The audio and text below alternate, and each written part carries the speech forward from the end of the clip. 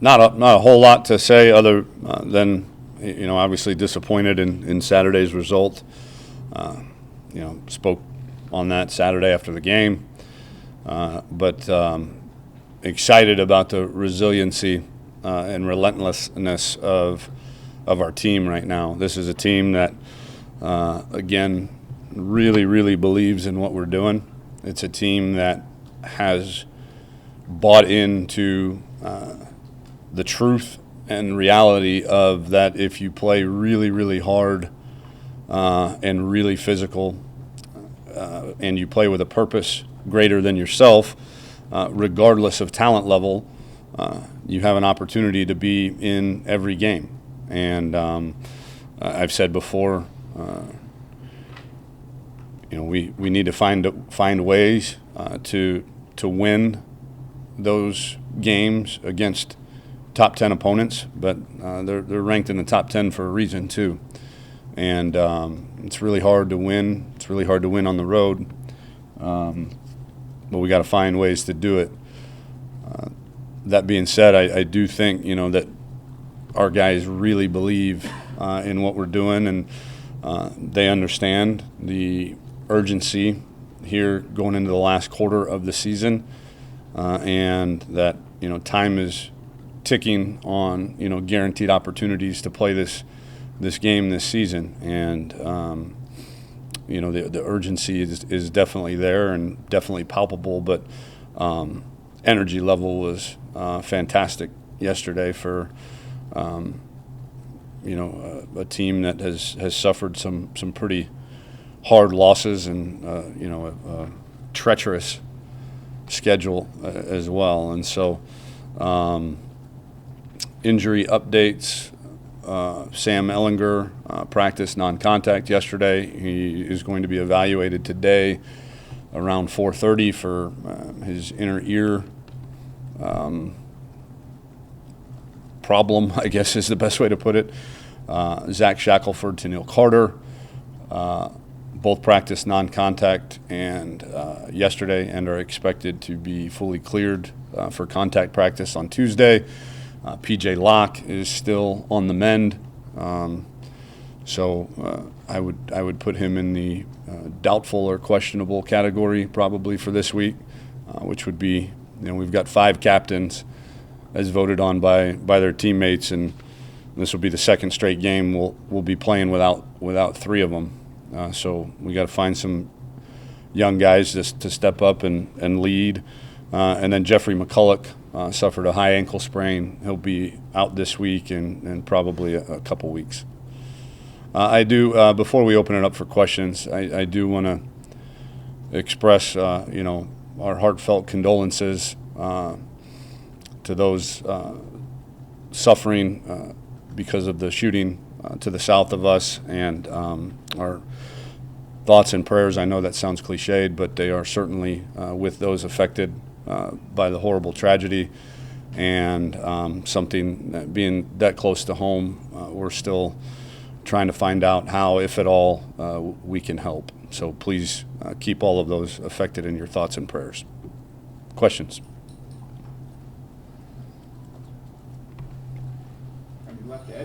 Coach, with the Sam situation, is there a possibility he may not play again this season with his injury? I have not heard that. No. This type of injury is not one that is typically more than a couple weeks, if at all. So that's what I've been told is that, today he thinks it's going to be all signs point to go, but even if it's not, then it'll be reevaluated every couple days. Yeah, so it's not has nothing long term. Hey, Coach, obviously, you're banged up on the offensive line, and they try to make that thing work. You've played some young players, obviously, a lot of obstacles there. So just curious, what can you guys as a staff be able to do to kind of fix those problems right now? I think fixing the problem is probably a very tall order to expect in 3 weeks. Derek Kerstetter is not going to gain 20 pounds in the next 3 weeks, and all of the issues aren't going to be solved. They're going to be solved through bowl practices and winter off season and spring football and all of that. So I think the biggest thing that we can do as a staff is mask and the deficiencies as best we can. I think that comes in getting the ball out of the quarterback's hands quicker.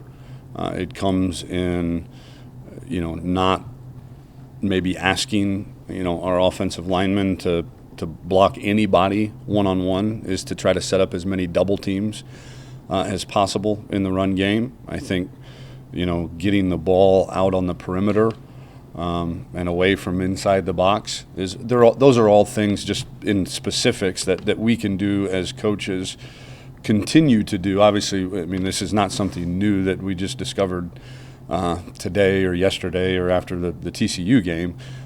These are all things that we're attempting to do on a continual basis, and some of it is defense predicated too. And you're not going to throw a bubble to a guy that's covered down without anybody to block for him, and so that you've got to take what the defense can give you. But I think, to answer your question, the biggest thing that we can do right now is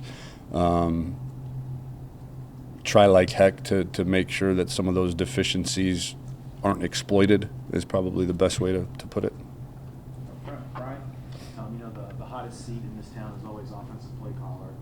And I wonder, how much do you feel this is on Tim Beck, if any of it?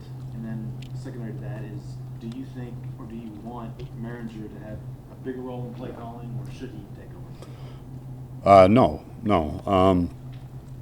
I think, I expected that question to come, and kind of want to go through a couple things. One, Nashawn Hughes is a fifth-year senior. He's seen 33 assistant coaches come through here. In the 12-year run that Coach Brown had of 9 wins or more, there were 15 total assistant coaches. So I think continuity and consistency with your staff is really, really important in college football. It is one of the most underrated reasons for success, in my opinion, and it's why now as a head coach, I now I see why all the other head coaches that I worked for were always so protective of their assistant coaches and didn't want them to leave, because they understood the value in continuity. And so that one, that's a real thing, and one that that needs to be recognized, in my opinion. The second thing is, the way that we call plays on offense is very collaborative, and I want to clear up, and it is pretty much, I think, most places that I've been around and seen is that that we have discussions in between series on, hey, what do you like? What's good? What adjustments do we need to make? Hey, if they're in this, we want to run this. Hey, they've been showing us a lot of this, or the offensive line coach and the running back coach chime in, and hey, the front slanting to the tight end every time we're in 2x2, and so hey, Tim, you might want to think about this or that. And so I think and then at the end of the day, and even like with substitutions and all that, the assistant coaches are rolling their guys in. But at the end of the day, even the same goes for on defense as well. If something comes out, a play that comes out that I don't think should be run, I'm going to say, no, don't run that play. And again, I'm going to reiterate, every offensive play is designed to score, other than quarterback sneak, and there isn't a defense that a defense can throw at you where you say, you call a play and you cross your fingers and say, man, I hope they don't call this defense, because if they do, it's going to be a 5-yard loss. There are answers to every front and every coverage built into every play that's called, and so Are some answers better than others? Certainly, but there are answers to avoid negative plays and avoid disaster. And so I think a lot gets made out of that when at the end of the day, a lot of what we do offensively is collaborative. Along those lines, a quick follow-up. It's just the idea that this is a program that's had, I think, 7 offensive coordinators in 7 years, something like that. The number's outrageous.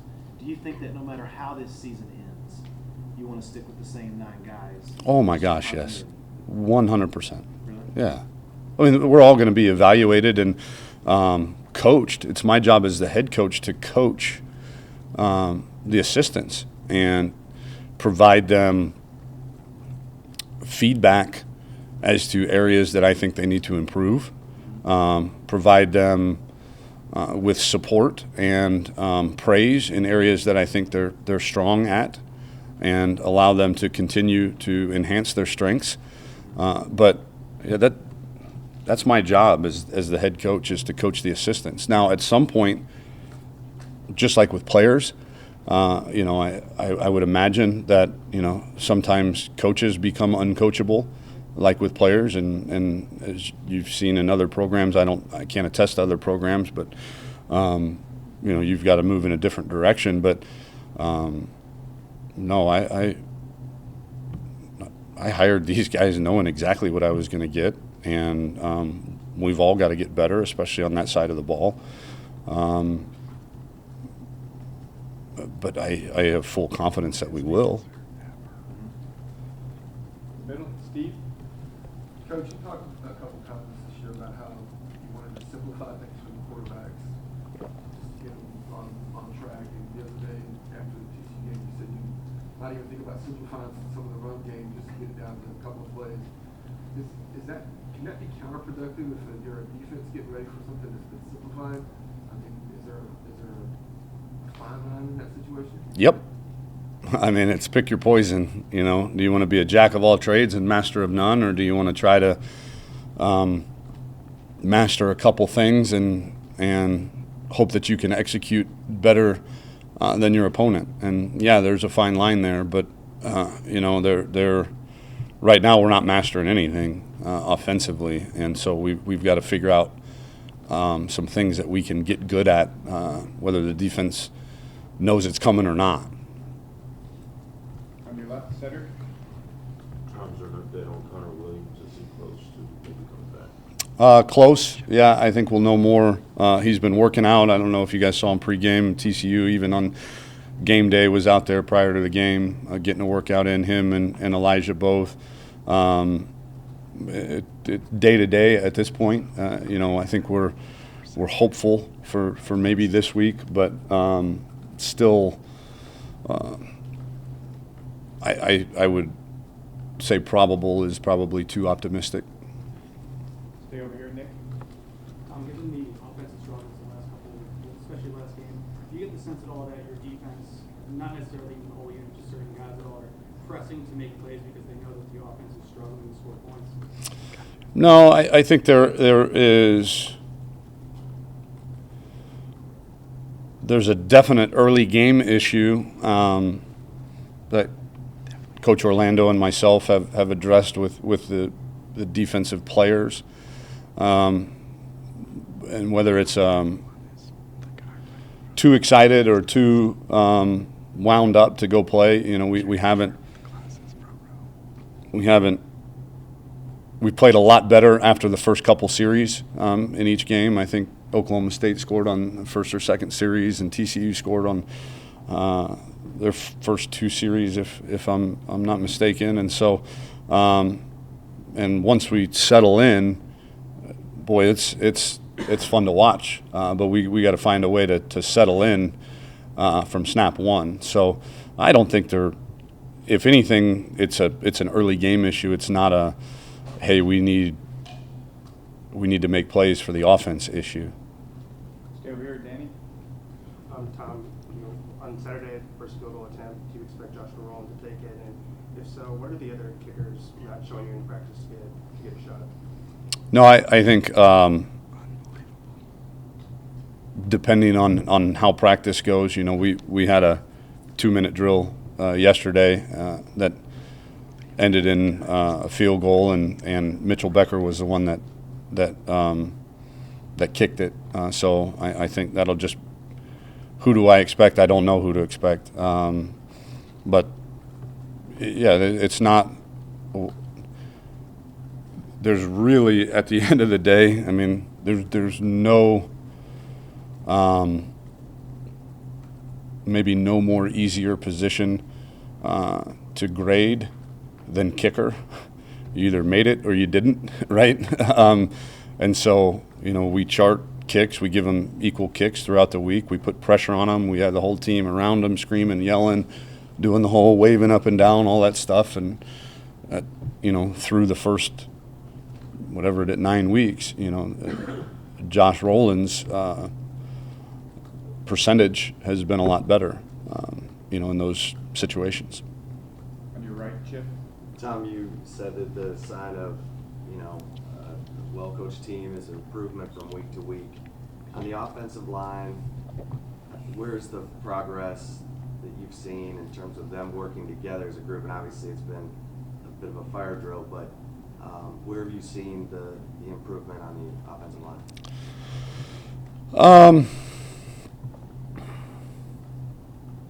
I've seen Patrick Vahe get better. I believe he's the only one up there that started all 9 games. So that's probably to be expected. Terrell Cooney is a guy that's been around this program for a long time that probably everybody had forgotten about, that has now started the last couple games for us at center. And, even for him, where he came from in the spring to now to even just be serviceable is a testament to him and Coach Wareheim. And then, I think, even again with those 2 tackles, Kerstetter and Denzel, even the thought of putting them in the game in training camp was a big time reach, and they've worked to, like I said, at least become serviceable. We got a lot of improvements still left to go there, but I believe I said it on the conference call too, that you look at the really good offenses in this conference, and I've said it before. 7 of our 9 conference opponents have 4th-year junior or 5th-year senior quarterbacks. There's at least 2, if not 3, senior, if not redshirt senior offensive linemen on those offenses, and that's real. And Derek Kerstetter's not going to add 30 pounds to his bench press and gain 20 pounds in the next 3 weeks. That's something that has to happen over the course of time. I think in a perfect world, it's very difficult to play true freshman offensive linemen. That's why you don't see it very much. Those guys redshirt, and then they develop, and then they develop, and then they turn into 3rd-year sophomores is really probably when you want to start playing guys. And at some point we'll have the cupboard stock to where we can do that and develop those guys, but we're not there yet. And so these guys are thrust into this trial by fire, and they're doing the best they can. Stay on the right, Joe. You were down for 2 or 3 possessions for most of the second half, and you forced TCU to punt 6 times, but you only sent heavy pressure on 1 punt, and that was one that was blocked. Was there any consideration to look at Coach Nyber and say, we need to get more pressure on the punt? No. That was we sent everybody. That was down by whatever we were down, knowing that you're not going to get it faked. That's the probability of a fake punt at that point is astronomically low. Whereas on other ones, the more pressure you send, the more susceptible you are to getting a fake run on you, and so or a roughing the punter too. So we're a return-based unit, and and that is going to pressure you a couple times every game to make sure you know that it's there and keep you in protection. But in today's, the way punt teams are nowadays, boy, blocking a punt is really, really hard. You have to basically sell out everybody like we did on the desperation one and got a hand on it. Up front, middle, Kurt? Yeah. Tom, would you consider starting or using Gerard more at quarterback at this point, the rest of the year? And is qualifying for a bowl game, is that enough to call this season a success, or is it already a huge disappointment?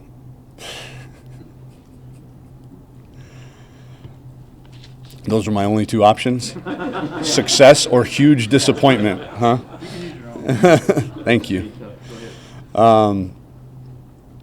No, I think starting Gerard, the issue with him is always going to be dependent on the health status of the other two. When you start the season with two trained scholarship quarterbacks, that's what happens. And if, as you have seen before, when both of them are available, even if one of them is in an emergency deal but is at least cleared medically to play, then Gerard can play receiver and Gerard can run in and do some wildcat stuff. But if the other one literally is not cleared to play, I don't see how you jog a guy out there, and run a bunch of wildcat stuff. He sprains his ankle, and then, let's say, last game, and then Shane goes out and breaks a shoelace. Now what do you do? And so it's a shame for him that we're in that situation. But hopefully we'll have Sam cleared, and we'll have two healthy quarterbacks again, and he can go back to being kind of our wildcat and guy and / receiver. And I think anything better than previous years has to be considered somewhat of a success. It's called improvement, right? And so I think, for anybody that's really kind of looked under the hood of this team and this program and what we lost offensively, up front and at the tailback position, but yet how transformative the product that you see on the field is, just from an energy and physicality standpoint. I think the fact that the kids are buying into that, and that you see it every week on a consistent basis. You see really, really hard-playing guys that are playing very physical and very intense. That in it of itself is a success. And we've got to continue to translate then that success into success on the scoreboard. Back middle, Roger. Tom, you've seen Shane start 2 games in a row for the first time. What do you learn from a guy after a win? Think about what you just said. How scary is that, huh? That's not what I meant for it. I know. But the reality is you learn a little from a quarterback, I imagine, after a win and after a loss. What do you kind of take away from Shane after what happened on Saturday? Disappointed. Knows he can do more. Knows that he can play better. This is a guy that has some experience. Is a guy that has played well in some very meaningful games for his team, and knows that it's in him. Knows the areas that he needs to get better at, but I love what I've learned about him is also his steady Eddie demeanor. He's never too high, never too low, and he was in just earlier today, and obviously voluntarily, in by himself watching video, and he's ready to get back to work, which I think is a good thing. Middle Trent. Facing Kansas on Saturday. I can't hear you. I'm sorry. Facing Kansas on Saturday, knowing what this team experienced last year in Lawrence, how do you go about approaching that with your guys? Do you even need a reminder? Do you use it at all? No, I mean, we were 16-21 in the past 3 years. There's plenty of reminders, and the past is, in my opinion, not a great motivator. I think if it gives a kid a little extra edge, knowing that they were embarrassed last year, then so be it. It's not something we'll dwell on. We understand that this is, again, that the clock's ticking on the regular season and opportunities to win a football game. And regardless of the opponent, we're going to attack this week, as we have each and every week, with fanatical effort in our preparation, and be motivated to go 1-0 on Saturday. Time for two last ones. Last two right now. Last two. All right, then I'm going to try to sneak into quick ones then. Coach, when you entered the season, did you expect it that it would turn out to be maybe a rebuild year? And now that you actually are in this rebuilding process with a lot of young guys on the offense, how are you balancing implementing these tools for future success versus trying to win right now?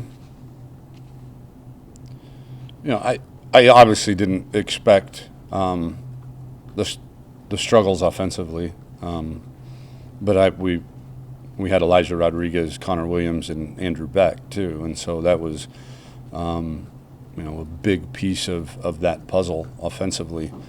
But I did know that this was a banner year in terms of depth in the Big 12, and parity, and the teams that are in the top 25 and top 10 in our league, week in and week out, is in just casual observer. I don't know a whole lot about the other conferences, but I would think it's a bit incomparable. What teams in the Big 12 have to face week after week after week. So I knew that would be difficult, but I don't think there's ever you don't ever want to sacrifice anything. You don't ever want to sacrifice winning now for winning in the future. So I don't think there is a balancing act or a high wire act or any fine line. You got to win, and the seniors deserve a staff and a head coach and a team that's going to put every ounce of effort into winning immediately. Last one on the left, Danny. Tom, I'm going forward. What do you kind of see Chris Warren's role as? Is he going to be kind of a pass catching option? Can he be a lead back, or are you guys going to kind of ride the freshman going forward? I don't know. I know Chris is very good catching the ball out of the backfield, and I know Chris is definitely a very good pass protector as well. And so, there's only so many carries, and I think you've got to, much like the receiver position, you've got a lot of parity there. And so the guys that perform in practice, and then if given the opportunity also perform in the game, are going to be the guys that continue to get those opportunities. And so he'll be given opportunities throughout the week of practice too, just like the other backs. But for me to predict the future, I think is a bit far off. Thanks, guys. Thank you. Thanks.